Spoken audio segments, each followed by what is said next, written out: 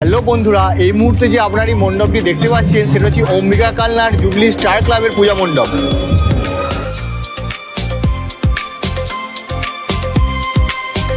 তুমি যেমন নুপুরি হও, বাঁশি ডাকলে তোমায় বাজতে